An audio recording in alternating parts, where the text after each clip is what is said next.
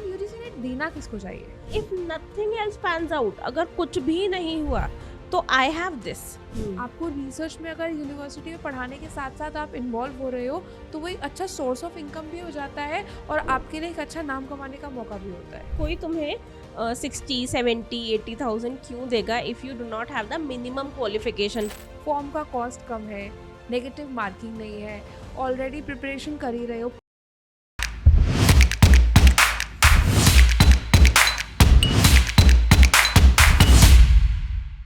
Hi guys, welcome to legal age after college. मैं हूँ प्रियंका और मैं हूँ अर्पिता।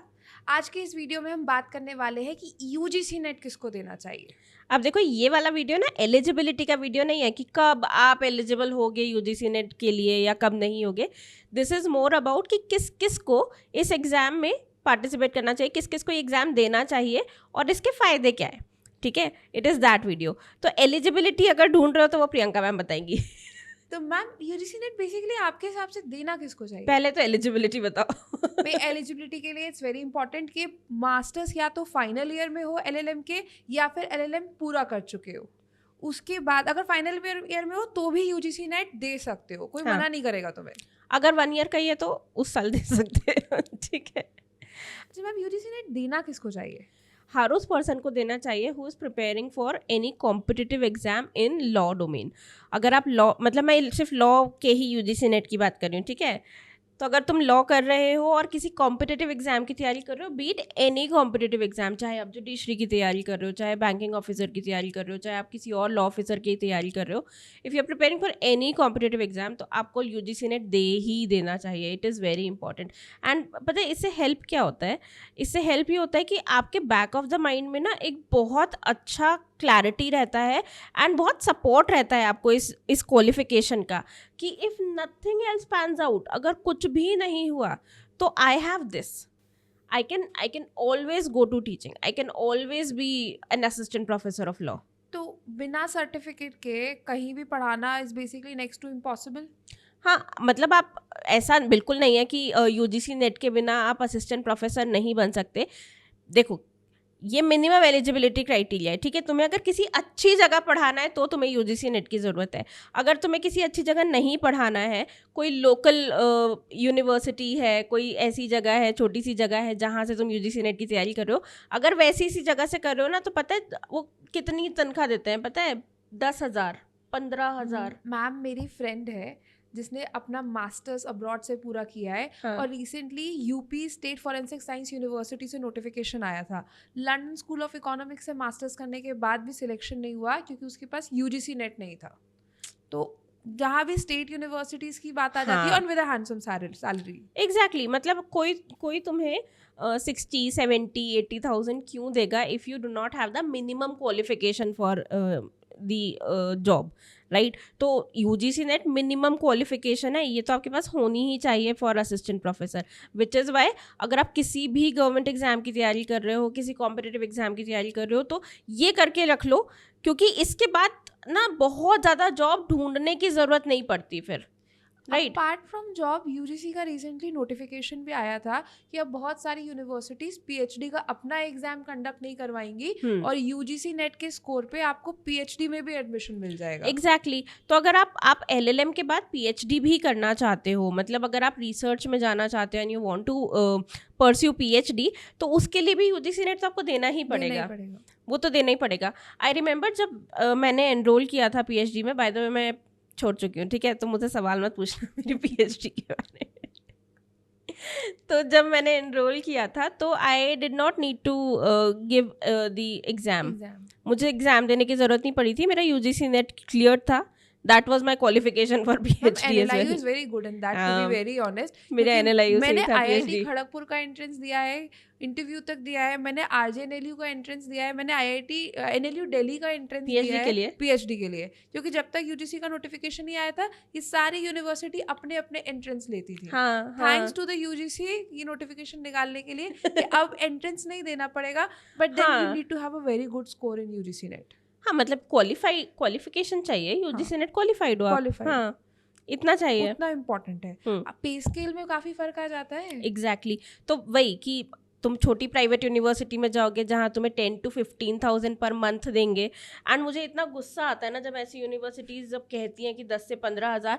आप लॉ डिग्री पे कितना पैसा खर्च करते हो यार। और पैसा तो छोड़ो, चलो ठीक है, पैसा एक अलग चीज़ है, मुझे तो उस पर भी कोफ्त आती है, लेकिन उसको भी छोड़ दो। 5 साल 5 years के बाद तुम्हें 10 से 15,000 की सैलरी मिल रही है। इतनी तो इंटर्नशिप पे मिलती थी, राइट? तो 5 साल का लॉ, 1 साल का LLM, हाँ 6 साल के बाद 10 से 15,000 बहुत बुरे लगते हैं। I know. तो अगर वो यूनिवर्सिटीज़ छोड़ दो जो 10 से 15,000 दे रही है, 20,000 दे रही है, और 20,000 दे के तुम पे एहसान दिखा रही है कि हम तो 20 दे रहे हैं, बाकी यूनिवर्सिटीज़ को देखो 15 देती है। तो उन यूनिवर्सिटीज़ की मैं बात नहीं कर रही। लेकिन अगर आप अच्छी यूनिवर्सिटीज़ में जाते हो, गुड प्राइवेट यूनिवर्सिटी में जाते हो, नेशनल लॉ यूनिवर्सिटी में अगर आप अप्लाई करते हो, आपका पे स्केल बहुत अच्छा रहता है, राइट? इंटरव्यू में मार्क्स होते हैं UGC नेट के, वो एक पर्टिकुलरली मार्क्स अपॉइंट कर देते हैं आपकी रिसर्च और PhD के अलावा। अगर आपने UGC नेट क्लियर किया है तो आपको इंटरव्यू में ज़्यादा मार्क्स मिलते हैं। हाँ। तो अब तो मैंडेटरी है कि अगर कहीं भी अप्लाई करना है UGC के नॉर्म्स के अकॉर्डिंग तो UGC नेट का सर्टिफिकेट होना चाहिए। एंड पता है मुझे एक चीज़ ये भी लगती है प्रियंका कि कई लोगों को ऐसा रहता है कि नहीं हम कुछ भी कर लेंगे, हमें पढ़ाना नहीं है। तो पता है मुझे ऐसा लगता है कि I was one of you जो मुझे लगता था कि मुझे पढ़ाना नहीं है। बट जब मैंने अपनी पहली क्लास ली थी ना, I started teaching as a part time job.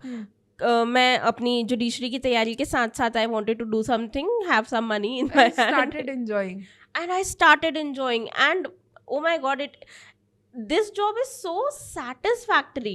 मतलब इतना अच्छा लगता है पढ़ा के, exactly मज़ा आता है पढ़ा के। मतलब जब ना आपके सामने स्टूडेंट्स बैठे हुए होते हैं एंड आप उनको देख के आपको पता होता है कि इस स्टूडेंट को समझ में आ गया what you're trying to say, इस स्टूडेंट को समझ में आ गया, इस स्टूडेंट को समझ में आ गया, इसको नहीं आया, इसको इस तरह से समझाती हूँ, उसको भी समझ में आ जाएगा। That is another kind of high I feel. For me it's not monotonous. अपनी क्लास को इंटरेस्टिंग बनाने के लिए आपको खुद भी ना नए नए एग्जाम्पल्स, करंट में क्या चल रहा है ना, वो पढ़ते रहना चाहिए। आई नो और कुछ नया पढ़ते रहो तो मुझे बहुत मजा आता है। नया पढ़ते रहने मतलब ये तो है ही, ये तो बिल्कुल है ही कि अगर आप कुछ नया पढ़ते रहते हो ना आपको बहुत मजा आता है। मुझे तो दोनों चीज़ों में मजा आता है कि अगर मैं किसी एक सब्जेक्ट को डेप्थ में पढ़ रही हूँ और इतना डेप्थ में पढ़ रही हूँ कि मतलब जितना किताबों में भी नहीं है उससे ज़्यादा अगर मुझे पता है तो मतलब that is also truly enjoyable. और उसके अलावा सेकेंड चीज़ ये कि अगर डिफरेंट सब्जेक्ट्स पढ़ा रहे हो, कुछ नया पढ़ रहे हो और उस सब्जेक्ट को पढ़ाने के लिए यू आर प्रिपेयरिंग वही एग्जाम्पल्स एंड हाँ। एंड पता है कई बार मेरे साथ तो ऐसा होता था बिकॉज मुझे एविडेंस मैं एविडेंस बहुत अच्छा पढ़ाती हूँ।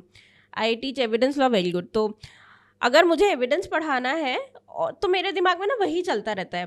तो if I am watching any movie तो मुझे मूवी से मैं उसको बहुत जल्दी कनेक्ट कर लेती हूँ कि ये वाली चीज़ तो यहाँ पे थी, और मैं फिर अपने बच्चों को भी वही एग्जाम्पल देकर आती हूँ। इनफैक्ट मेरी क्लास में होमवर्क्स ही यही होते हैं कि ये वाली मूवी देख कर आना, कल वो वाली मूवी देख कर आना, हम ये वाला सीन डिस्कस करेंगे। मैंने आज की क्लास में तलवार मूवी का एग्जाम्पल दिया है। हाँ सेम, मतलब मैं बहुत यूज़ करती हूँ आरुषि मर्डर केस का एग्जाम्पल। मुझे पढ़ाने के साथ एक चीज़ और अच्छी लगती है, वो है work life balance. That is true. हाँ, you get free on time, आप अपनी वर्क लाइफ बैलेंस को मेंटेन कर सकते हैं। Exactly. And there are other incentives of research too. University में रिसर्च फंडेड प्रोजेक्ट होते हैं। आपको रिसर्च में अगर यूनिवर्सिटी में पढ़ाने के साथ साथ आप इन्वॉल्व हो रहे हो तो वो एक अच्छा सोर्स ऑफ इनकम भी हो जाता है और आपके लिए एक अच्छा नाम कमाने का मौका भी होता है। Exactly. National law universities, national forensic science universities, state universities में बहुत रिसर्च प्रोजेक्ट आते हैं मैम। तो it's actually a very good opportunity. हाँ, फिर तो ये बहुत ही अच्छी चीज़ है। मतलब आपको अगर पढ़ाई करनी है, अगर आप पढ़ाई कर रहे हो, पीएचडी कर रहे हो, साथ में रिसर्च प्रोजेक्ट कर रहे हो, यूजीसी नेट ऑलरेडी निकला हुआ है, तो आई थिंक ये तो बेस्ट कॉम्बिनेशन टाइप का हो गया है ये। तो I don't think you should think कि यूजीसी नेट देना चाहिए या नहीं। नेगेटिव मार्किंग भी नहीं है। हाँ, पेपर मुश्किल वैसा नहीं है। अगर पढ़ लोगे ना तो निकल जाता है। मतलब Priyanka qualified, I qualified, Mansi qualified, UGC Yuvakshi qualified, तो हुए हैं। और मतलब मैं किसी का भी वो नहीं कर रही कि किसी ने बिना पढ़े दिया है और बिना मेहनत के दिया है, लेकिन मेहनत करोगे पढ़ लोगे तो हो जाता है बेटा क्लियर। ऐसा तो नहीं है कि नहीं होता। फॉर्म का कॉस्ट कम है, नेगेटिव मार्किंग नहीं है, ऑलरेडी प्रिपरेशन कर ही रहे हो, 5 साल जो पढ़ा है वही आना है। एग्जैक्टली। ज़्यादा कुछ एडिशनल पढ़ने की ज़रूरत नहीं है। तो घर बैठने से तो अच्छा है 1 दिन का टाइम निकाल के सिर्फ पेपर देने जाना है, पेपर दे दो। हाँ, पेपर तो दे दो। तो अगर ये वीडियो अच्छा लगा है, समझ में आया है कि तुम्हें यूजीसी नेट देना है या नहीं, तो फिर इस वीडियो को लाइक कर दो। यूजीसी नेट से रिलेटेड बहुत सारे वीडियोस आने वाले हैं चैनल पे, तो अगर तुम उस एग्जाम की तैयारी कर रहे हो तो तुरंत सब्सक्राइब कर लो। तुम अगर क्लैट की भी तैयारी कर रहे हो तो भी सब्सक्राइब कर लो, तुम अगर लॉ ऑफिसर की तैयारी कर रहे हो तो भी सब्सक्राइब कर लो, IBPS की तैयारी कर रहे हो तो भी सब्सक्राइब कर लो। इन शॉर्ट, तुम कुछ भी कर रहे हो सब्सक्राइब करो। और इस वीडियो को शेयर भी कर देना अपने फ्रेंड्स के साथ। Bye bye. बाय।